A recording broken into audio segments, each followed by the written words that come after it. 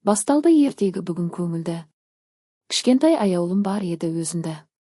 Қызыл көйлек киіп алып асыр салып, ойыншық дүкеніне келді жүгіріп барып. Аяулым көрді бір әдемі қуыршақты. Жүрегі қалап ұстады оны ақырында. Алғым келеді, бірақ ақшам жоқ деді. Сосын тыныш айналып артымен кетті. Бірақ ішінен бір дауыс сыбырлады. Алда кет, ешкім білмейді мұны, деді. Аяулым ойланып қолы қалт етіп, қуыршақты сөмкеге салды байқатпай кіріп. Есіктен шыққанда жүрегі дүрсілдеп, бұл істің дұрыс емесін сезді іштей. Кенет артынан дүкенші аға дауыстап, қызым, тоқтай тұршы, деді байқап. Аяулым қатты қорқып қалтырады. Көзіне жас толып өзін жаман сезеді.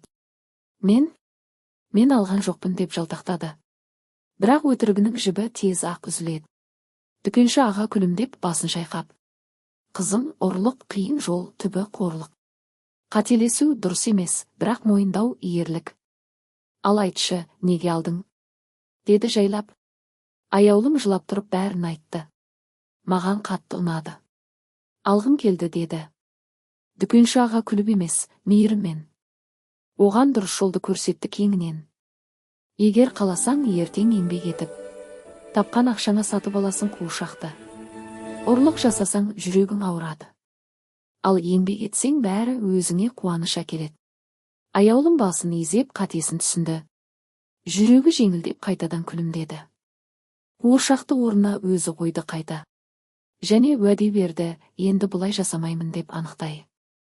Содан бері аяулым бәрін өз күшімен, еңбекпен алып үйренді жүрекпен.